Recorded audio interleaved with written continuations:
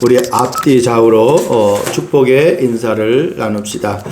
하나님의 뜻을 이루는 성도가 됩시다. 하나님의 뜻을 이루는 성도가 됩시다. 네, 가장 축복된 일입니다. 내 뜻이 아닌 하나님의 뜻입니다. 내 계획이 아주 맞는 것 같은데 하나님의 계획이 100% 맞다라는 것을 내가 깨닫는 순간 우리의 삶은 엄청난 축복의 삶으로 인도함 받을 것입니다. 한 마을의 농부들이 해마다 곡식들이 자기들의 나름대로는 잘 안 되니까 하나님 앞에 농부들이 요구를 했어요. 하나님, 우리가 원하는 대로 1년만 좀 응답 좀 해주세요. 그렇게 농부들이 모여서 하나님 앞에 기도했더니 하나님이 그 음성을 들으시고 알았다. 너희들이 무엇을 원하는지 그럼 구해봐라. 또 농부들이 구했어요. 하나님 비를 좀 주세요. 그때 하나님 비를 쫙 줘요. 하나님 햇볕을 좀 주세요. 그랬더니 하나님 또 햇볕을 쫙 내려줘요. 농부들이 하나님 바람 좀 불게 해주세요. 그랬더니 바람이 쫙 불어요. 그래서 이제 곡식이 자라서 추수할 때가 됐어요. 이 농부들이 추수를 해서 탈곡을 하는데 웬일입니까? 이 알곡이 있어야 되는데 알곡이 하나도 없는 거예요. 그래서 농부들이 하나님 앞에 막 그냥 불평한 거예요. 하나님 왜 알곡이 없습니까? 그랬더니 너희들이 나한테 알곡 달라고 하지는 않았지 않냐? 비 달라고 그러고 바람 달라고 그러고 햇빛 달라고 그랬지 언제 나에게 알곡 달라고 했느냐. 그때 농부들이 깨달았습니다. 그렇구나. 우리가 가지고 있는 경험이나 우리가 가지고 있는 지식이나 우리가 가지고 있는 계획 가지고는 되는 것이 아니구나. 아멘. 모든 것을 하나님의 뜻에 아멘. 맡겨야 되는구나. 아멘. 이 농부들이 깨달았어요. 여러분, 우리의 삶이 하나님의 뜻을 발견하지 못하면은 절대로 행복할 수가 없습니다. 우리 고사성어에서 그런 말 있잖아요.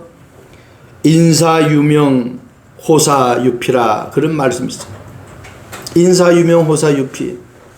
사람은 죽어서 이름을 남기고 호랑이는 죽어서 가죽을 남긴다, 그런 뜻은 아닙니까? 이 말은 우리가 이 땅에 태어났다, 하나님의 형상으로 지음받아서 이 땅에 태어났다. 그러면 뭔가 나를 통해서 하나님이 하실 일이 있다라는 거예요. 여러분, 어떤 일은 날에도 의미를 가지고 있잖아요. 우리가 뭘 하나 만들어도 거기에 의미를 가지고 있잖아요. 어떤 이름에도 우리가 의미를 가지고 있잖아요. 그 뜻과 의미가 있어요. 하물며 하나님의 형상으로 지음받은 저와 여러분들이 하나님의 계획이 없겠습니까? 그래서 하나님의 뜻과 계획을 발견하는 것이 우리에게 가장 중요한 거예요. 여러분, 아무리 농부들이 자기들이 원하는 대로 다 달려고 해도 빠뜨린 게 있잖아요. 알곡을 주세요. 풍성한 수확을 얻을 수 있도록 알곡을 주세요.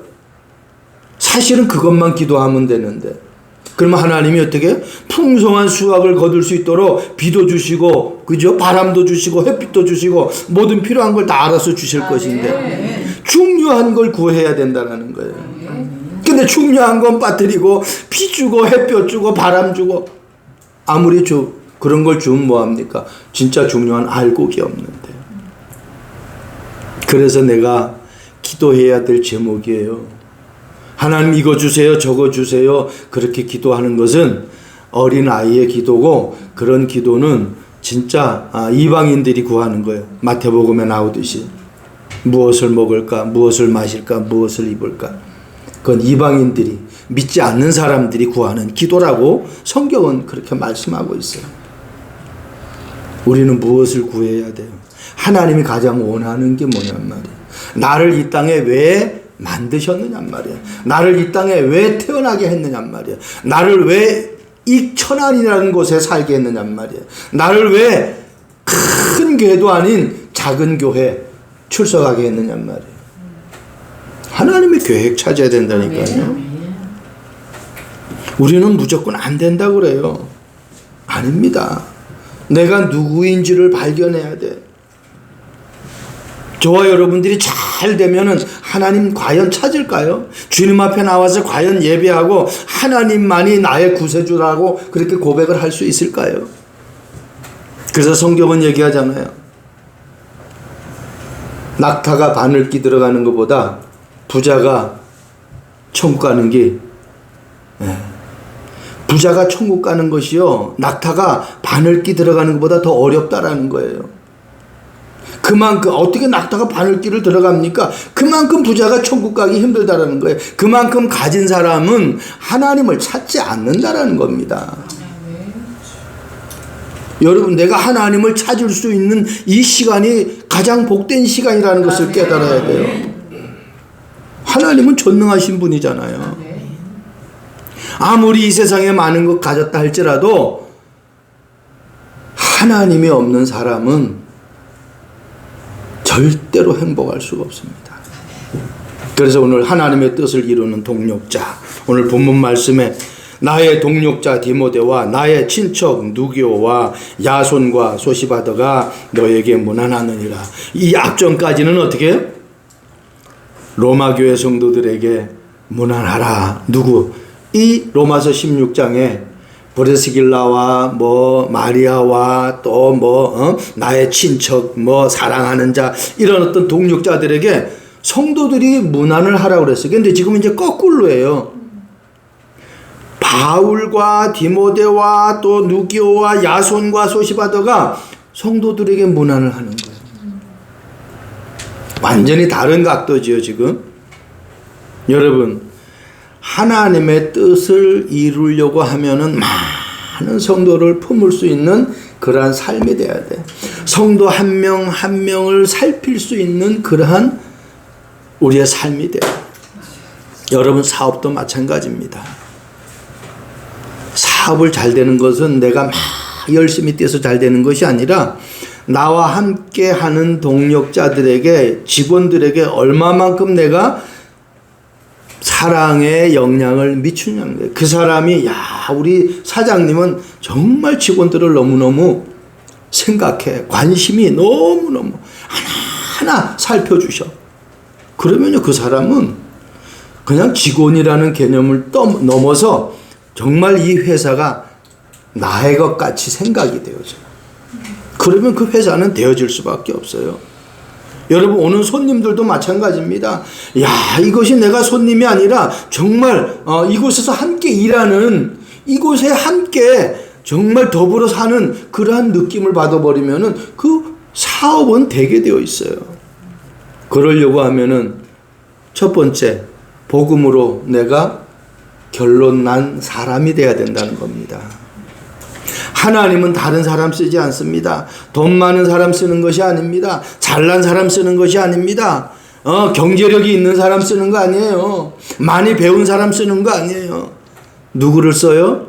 정말 100% 하나님 믿는 사람. 믿는 사람. 예수님이 그리스도라는 사실을 믿는 사람. 여러분, 많은 거 믿으려고 하지 마세요. 사도행전 1장 데오빌로요 내가 먼저 쓴 글에는, 이 말이 무슨 말입니까? 먼저 쓴 글 누가 썼어요? 누가복음. 누가가 썼잖아요. 그 누가라는 사람이 사도행전을 기록했어요. 그래서 누가복음에 그리스도가 잘 나타나 있기 때문에 내가 먼저 쓴 글 누가복음.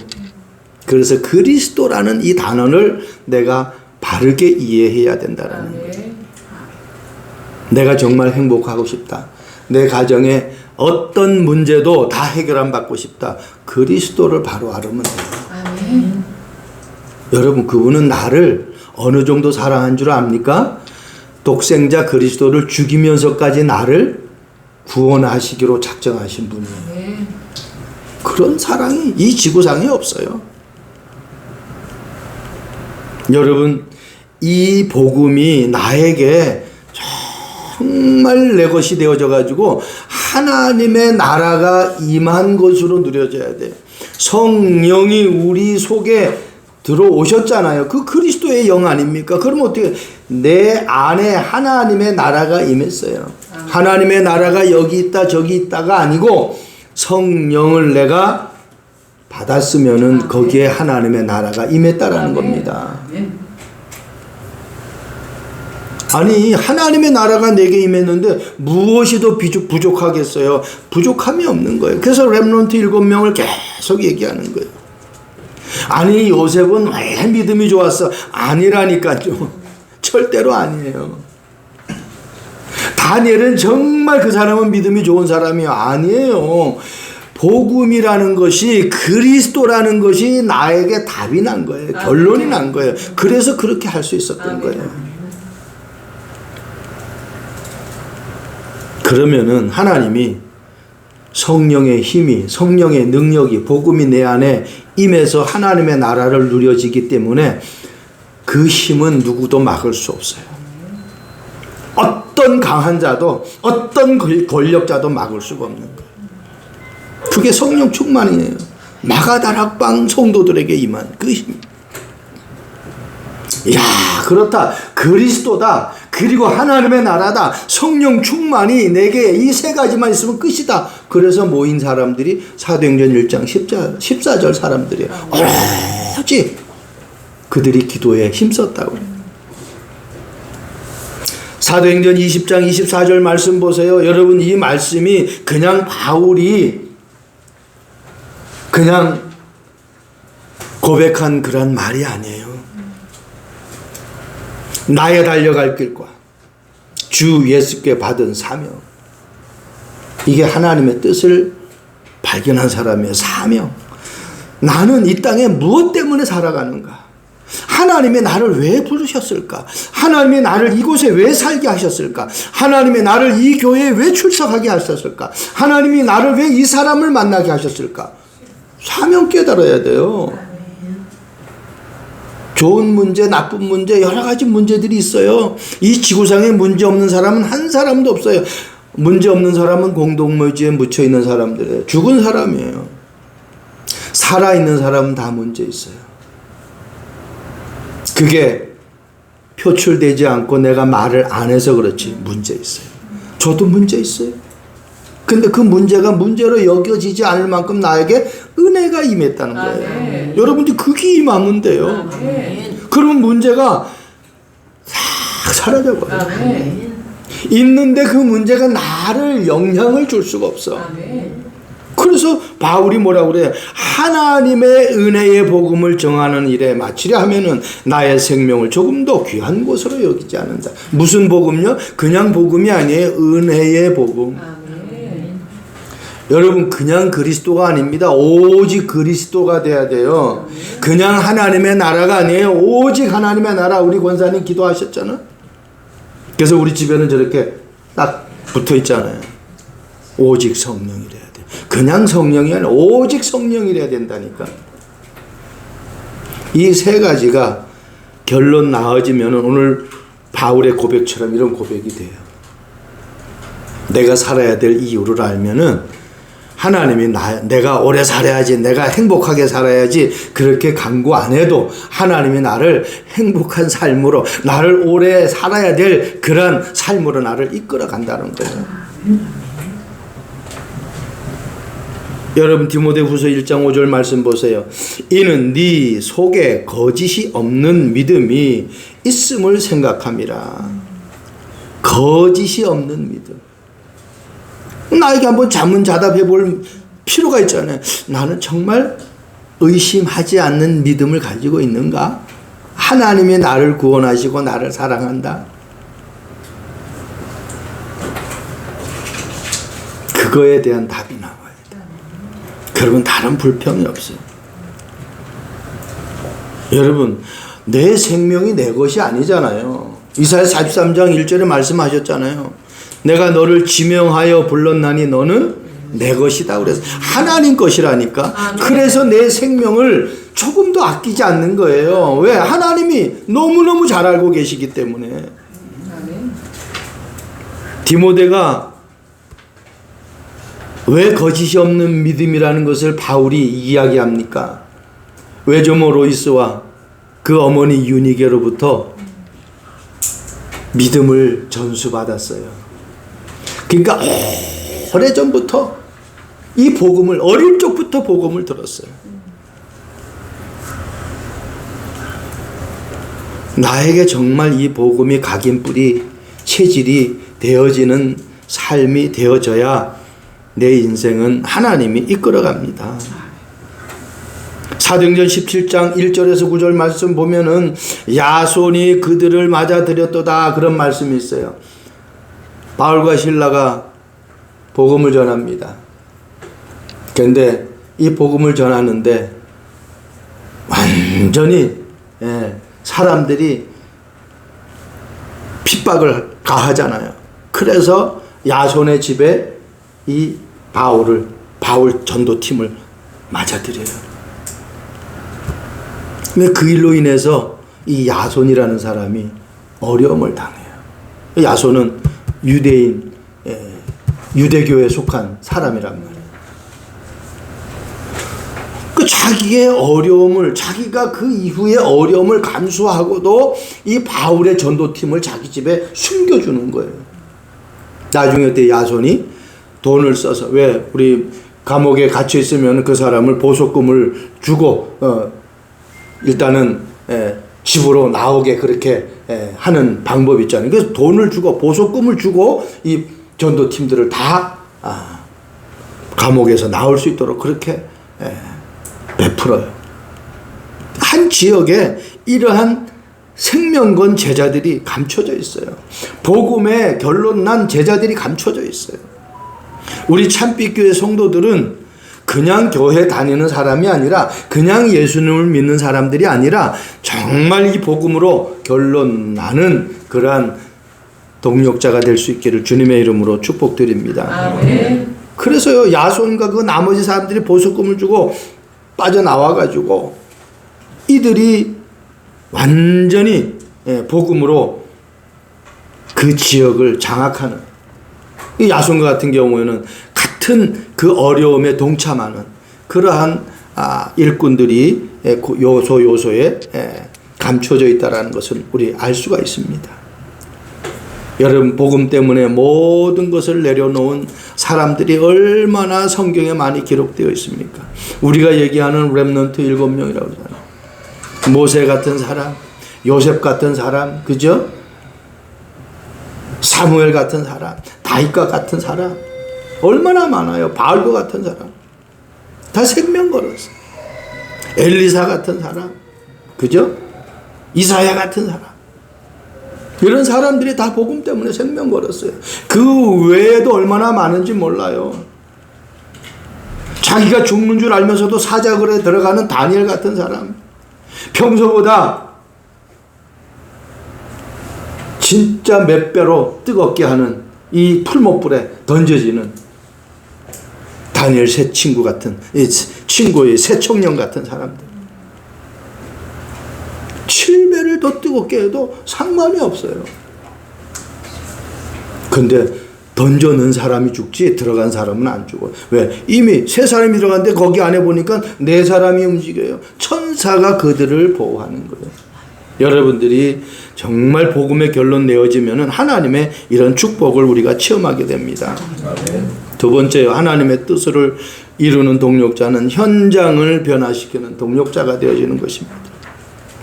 사도행전 16장 1절 말씀 보면은 바울이 더베와 루스다에도 이름에 거기 디모데라 하는 제자가 있으니 그 어머니는 믿는 유대인 여자요 아버지는 헬라인이라. 어머니의 영향을 아주 받은, 그래서 어떻게 해요? 정말 디모데가 어릴 적부터 믿음의 훈련이 잘 된 그러한 제자가 감춰져 있는 거예요. 디모데는 바울이 2차 선교 초기에 소아시아 루스드라에서 만나서 선교 여행에 함께 동행하는 그러한 젊은이였습니다. 여러분, 바울과 실라는 디모데와 함께 빌립보 지역에서 복음을 전해요. 그래서 루디아를 만납니다. 그리고 귀신 들린 여종을 만나서 치유합니다. 그리고 그 귀신 들린 여종을 치유해 줌으로 누명을 써가지고 감옥에 들어갑니다. 감옥에 들어가서 간수장과 그 가족들을 다 복음 전해서 예수 믿게 합니다. 잔치를 베풉니다. 여러분 보세요. 한 지역을 완전히 복음으로 초토화시켜 버리는 거예요. 일꾼 찾아내고, 고난당하는 사람, 질병에 걸려서 어려움 당하는 사람들 치유하고, 내가 어떻게 해서 예수를 믿어야 되냐, 어떻게 하면 내가 구원을 받겠느냐 질문하는 간수장에게 주 예수를 믿으라. 그리하면 너와 내 집이 구원을 얻으리라. 내가 정말 구원받았다, 내가 정말 복음을 안다, 영향을 줄 수밖에 없잖아요. 제가 자주 얘기하는 얘기 아닙니까? 숯불갈비를 먹었어요. 내가 숯불갈비 먹었다니까. 근데 어디 가면은 어떻게 내 몸에서 갈비 냄새가 날 수밖에 없어. 내 숯불갈비 먹어서 얘기를 안 해서 숯불갈비 먹어. 냄새가 나요. 내 안에 정말 그리스도가 충만하면요, 사람이 안다니까요. 집에서 키우는 애완용 강아지도 주인을 알아보잖아요. 근데 내 안에 살아계신 주님이 성령으로 함께 하는데 그걸 내가 못 알아본다, 그것을 못 느낀다. 우리 많은 것을 생각해야 됩니다. 여러분 사도행전 17장 1절 말씀 보세요. 그들이 암블리아 아볼로니아로 다녀가 데살로니카에 이르니 거기 유대인의 회당이 있는지라. 유대인의 회당. 이 야손이라는 사람이 유대교에 속해 있는 사람이. 근데 거기에 회당에 와 있어. 거기서 바울 팀이 복음을 전했는데 이 야손이라는 사람이 이 복음에 그냥 쫙 끌려드는 거예요. 복음을 아는 사람은, 하나님이 예비한 사람은 이 말씀 들을 때 쫙 끌려든다니까요. 음식점에 가서 음식 딱 먹으면 맛이 기가 막히다. 우리 권사님이 간장게장을 많이 가져온 게 아니라 한 마리인가 뭐 이렇게 해서 가져왔어요. 제 가족 중에 그 반찬 만들어서 이렇게 하는 분이 계시는데, 그걸 이제 조금 보냈나 봐. 와, 나는 지금까지 먹어본 간장게장 중에 최고 맛있는 거. 이거는 밥을 2공기를 먹어도 이거 막 계속 막 그냥 먹어야 되는 그런 상황이라. 얼마나 맛있는지 몰라요. 뭐 우리 여기 미션홈에 있는 렘넌트도 그걸 먹었더니 너무 맛있다는 거예요. 자기도 간장게장 먹어봤는데 이렇게 맛있는 건 처음 먹어본다. 그러니까 나만 그런 게 아니라 다 그런 거야. 우리 사모도 배부르다고 하면서 또 먹고 또 먹고. 여러분, 내가 왜 얘기합니까? 이 맛있으니까 말을 안 할 수가 없는 거야. 진짜 맛있다는 거야. 너무 도가 넘칠 정도로 맛있다고 고백 나오는 거예요. 야손이라는 사람이요, 바울이 복음을 전하는데 그 복음을 듣고 쫙 달라. 그래서 이 야손은요, 바울이 2차 선교 여행 도중에 이 데살로니가에서 만난 유대교의 성도라는 거예요. 자기 집 아까도 얘기했죠. 어려움 당할 때 복음을 전한다고 막 그냥 이 바울 팀을 핍박할 때 숨겨준 사람. 아니 그 숨겨주면 얼마만큼 자기가 어려움 당하는 걸 알면서도 숨겨준 사람. 그건 복음에 답이 났고 이 현장에 무엇이 필요하다라는 것을 아는 사람이죠. 남편의 마음을 알고 남편이 먹고 싶어하는 음식을 탁 차려줘봐요. 남편은요, 말은 안 하지만 너무 아내를 향해서 고맙게 생각해. 똑같아요. 남편이 아내가 무엇이 지금 필요한지를 알고 아내에게 그 선물을 하나 딱 해줬을 때 아내는 남편에 향한 그 고마움이 이루 말할 수가 없죠. 그래서 우리가 무엇을 많이 하는 것보다 그 사람의 필요를 내가 헤아려서 그 사람의 필요를 내가 도와주는 것이 가장 중요해요. 우리에게 돈이 필요한 것 같습니까? 전혀 아닙니다. 하나님이 어떤 분인지 그 복음이 정말 나에게 절대적으로 필요하다라는 것을 내가 깨달아져야 돼요. 오늘 이 소시바더라는 사람도 데살로니가의 이 주변에 있는 이웃 도시 베레아라는 그 지역의 회당에서 이 바울이 팀이 만난 유대교 교인이에요. 여러분, 선교 여행을 떠나면서 이 소시바데라는 사람도 바울과 함께 동참을 했던 그런 사람이에요. 이제 고린도 교회에서 로마서를 작성하는데 거기에도 함께 했던 이 사람이 소시바데예요. 우리에게 필요한 것이 무엇인지를 여러분들이 정말 말씀을 통해서 깨달아지길 바랍니다. 그리스도가 어떤 분인지, 나를 위해서 그분이 어떤 일을 하셨는지를 정확하게 내가 이해해야 돼. 그러면은 현장에 살아가는 사람들도 어려움 당하고 고통 당하고 많은 문제 속에 살아가는데 저 사람의 문제도 내가 답이 보이는 거예요. 왜? 내가 답을 찾았기 때문에. 그러면 현장은 변화가 되어지게 되어 있어요. 흑암이 역사를 못해요. 결국은 흑암이 역사하는 거거든요. 여러분, 디모데후서 4장 11절 말씀 보세요. 누가만 나와 함께 있느니라. 네가 올 때에 마가를 데리고 오라. 그가 나의 일에 유익하니라. 많은 신학자들은 여기에서 나오는 이 누기오라는 사람을 의사 누가라고 이야기하는 사람들이 거의 대다수입니다. 왜 그러냐? 여기에서 나오는 누기오가 사도행전 13장에 바울이 전도 팀으로 파송되었을 때 5명이 파송되는데 거기에 루기오라는 사람이 나와요. 그 사람은 이미 나이가 너무 많아. 그래서 그 사람은 이 바울의 선교팀에 오늘 본문에 기록한 이 누기오라는 사람으로 인식을 안 해요. 그렇게 많은 프로테지가 가지 않아요. 누가라는 그러한 역사, 이 신학자들의 평이 가장 많아요. 왜? 이 누가는 바울의 이 선교 여행에 동참하면서 골로새와 로마 로마에서도 이 감옥에 함께 투옥되어지는 누가가 그런 어려움을 겪었던 그런 사람이에요. 그럼 결국은 이 누가라는 사람이라는 것이 이 누기오라는 사람이라는 것도 이렇게 연결이 되어집니다. 저와 여러분들이 어려움 당하는 것을 그냥 단순한 어려움으로 생각하지 말고 하나님이 나에게 왜 이런 문제를 주셨을까? 이런 부분들을 기도하면서 하나님 앞에 질문할 때 하나님은 나에게 정확한 답을 주십니다. 저는 선교지를 다니고 지금까지 목회를 쭉 하면서 하나님이 문제 주실 때마다 하나님 앞에 질문합니다. 무엇입니까? 하나님의 뜻이 무엇입니까? 거기에 대한 답만 찾으면 되잖아요.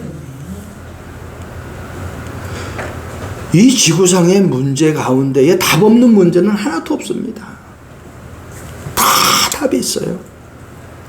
여러분, 우리에게 질병이 있습니까? 우리에게 아픔이 있습니까? 우리에게 어떤 해결할 수 없는 사건들이 있습니까?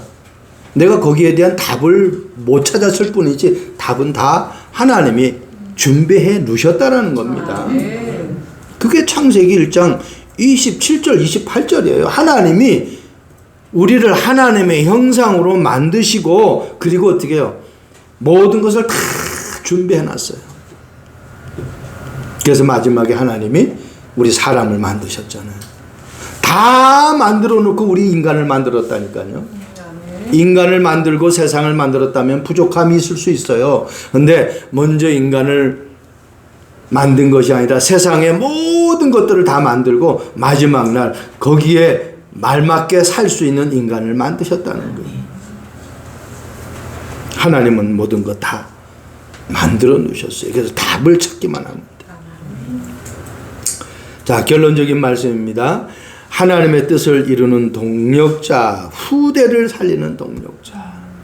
첫 번째는 복음으로 내가 답을 난 사람이 되어야 돼. 이 말은 내가 복음으로 거듭나야 된다는 겁니다. 내가 복음으로 치유함 받아야 돼요.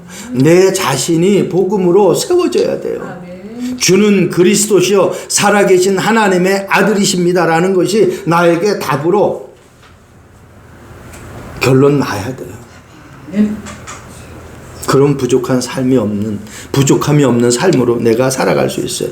그런 사람은요, 현장을 변화시키는 축복을 얻게 돼요. 만나도 그런 사람 만나게 되고요. 가는 현장에도 그런 예비된 사람들 만나게 되고요. 가서 만나서 그 사람과 함께 그 현장에 흑암을 꺾고 그 현장에 예비된 영혼들을 찾아 세우는 그런 사역을 하게 된다니까요. 그런 사람들은 이제는 이 일이 지속돼야 되기 때문에 후대에게 이 언약을 전달해야 되겠구나. 그래서 내 자녀들에게 정확한 복음을 심어야 된다. 이 결론이 나오는 거죠. 예수님이 말씀하셨잖아요. 누가복음 23장 28절에 나를 위해서 울지 말아라. 너희와 너희 자녀를 위하여 울어라.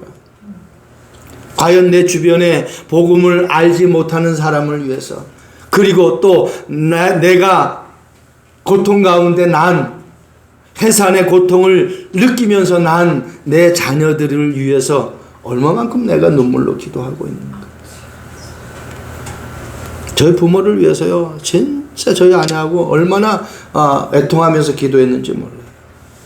부모님이 예수를 안 믿으니까. 지금은 이제 권사님 되시고 장로님 되셨죠. 눈물의 기도로. 여러분, 자녀들이, 남편이, 아내가 복음을 아직 받지 않고 있다. 정말 하나님 앞에 애통한 마음으로 기도해야 됩니다. 하나님은 그것을 원해요. 그게 하나님의 뜻이에요. 내가 안 믿는 가정에 시집을 갔다. 내가 안 믿는 가정에 장가를 갔다. 내가 안 믿는 가정에 태어났다. 생각해 보세요. 여러분, 믿지 않는 가족을 위해서 정말 눈물로. 그 사람들에게 다른 게 필요한 게 아니에요. 건강하다. 그 건강 가지고 뭐 하겠어요. 하나님이 안 믿으니까 세상의 유행을 따라서 모든 거 살아갈 거 아니에요. 한마디로 세상의 정욕을 따라서 살아갈 거 아니냔 말이에요. 그러면 얼마나 고통스럽겠어요. 그 가족들이 당하는 고통 보세요. 복음을 듣고 하나님께로 돌아와야 됩니다. 그때부터 하나님은요, 치유의 작업을 합니다. 그때부터 하나님은요, 가정의 행복으로 축복하시기 시작하십니다. 주 예수를 믿으라. 그리하면 너와 내 집이 구원을 얻는다고 했어요. 그래서 예수님이 말씀하시는 거예요. 너희 자녀를 위해서 울라. 렘넌트 7명 가만히 생각해 보세요. 이 사람들이 다 부모의 기도로, 그죠? 모세 같은 경우에 요게벳 그 어머니의 기도로 진짜 그 자녀에게 언약을 심어주기 위해서 유모로 자청해 가면서 바로 왕궁에 들어가서 모세에게 언약을 심었습니다. 사무엘은요, 어떻게 자식을 낳아가지고 젖을 뗐는데, 엄마가 안고 그 자녀에게 막 먹을 거, 다 뒷바라지고 그 자녀가 그렇게 잘하는 것을 보기를 원하지, 어느 부모가 떼어서 성전에 가서 살게 그렇게 하겠습니까? 젖대자마자 성전에. 그 사무엘은 어릴 적부터 젖대자마자 하나님을 가까이 하고 언약궤를 품고 자는 그러한 삶을 어릴 적부터 살았어요. 그러니까 시대적, 사무엘이 이스라엘을 통치할 때는요, 전쟁이 없을 정도예요. 사무엘이 어느 정도냐? 기도하지 않는 죄를 범하지 않는, 하나님 앞에서 기도가 없으면 자기가 살 수 없을 정도로 그러한 답을 낸 사람이에요. 그러니까 하나님이 사무엘이 나라를 통치할 때는 전쟁이 없다니까요. 감히 누가 기도의 능력이 있는데, 하나님의 능력을 알고 있는데 감히 누가 넘보겠습니까? 저와 여러분들이 그런 응답 받기를 원합니다. 그런 사람은요, 누구도 건드릴 수가 없어요. 다윗도 마찬가지잖아요. 수없는 위기와 어려움 속에 피했지만 그 아버지 이세의 기도를 통해서 하나님이 함께하는, 나에게 부족함이 없다. 그분이 나의 목자가 되니까 나는 부족함이 없다라고 고백할 정도로 얼마나 많은지 몰라요. 우리가 앞에 읽었지만 디모데 같은 경우 외조모 로이스, 그 어머니 유니게, 그리고 어떻게 해요? 정말 현장에서 만난 이 바울의 기도를 통해서 디모데가 현장을 변화시키는 그런 응답을 받게 되는 것입니다. 아브람도 마찬가지잖아요. 얼마나 많은 단을 쌓았습니까? 그 단을 통해서 이삭도 야곱도 요셉도 그대로 응답을 이어가는 거예요. 우리 1세대의 기도가 우리 자녀들에게 복음으로 완전히 확립되어지는 그러한 기도가 되기를 주님의 이름으로 축복합니다. 아멘. 디모데후서 3장 14절 15절 보세요. 그러나 너는 배우고 확신하는 일에 거하라. 배우고 확신하는 일에 거하라. 그냥 대충대충이 아닙니다. 확신하는 일에 거하라. 성령은 능히 너희로 하여금 그리스도 예수 안에 있는 믿음으로 말미암아 구원에 이르는 지혜가 있게 하느니라. 여러분, 하나님의 뜻을 그냥 발견할 수가 없어요. 그래서 지난주 강단 말씀이 이어지는 겁니다. 선한데 지혜로운 사람, 그런 사람은 하나님의 뜻을 발견할 수가 있어요. 악한데 미련한 사람은 선한 뜻을, 하나님의 뜻을 발견할 수가 있다는 겁니다. 하나님이 지혜 주지 않으면 안 돼요. 분명히 여기 말씀하고 있잖아요. 그리스도 예수 안에 있는 믿음으로 말미암아 구원에 이르는 지혜가 있게 하느니라. 구원에 이르는 지혜. 어디 안에 있을 때? 그리스도 예수 안에 있어요. 세상 성공도 어릴 적부터. 김연아 피겨스케이트 선수 어릴 적부터잖아요. 타이거 우즈 어릴 적부터. 모든 세상, 음악도 마찬가지로 어릴 적부터. 그런 사람들이 성공의 확률이 많잖아요. 하물며 내가 복음을 어릴 적부터 안다고 하면은 그런 복음 없는 사람의 성공과 비교가 됩니까? 비교가 될 수가 없죠. 다윗도 어릴 적부터, 요셉도 어릴 적부터, 그죠?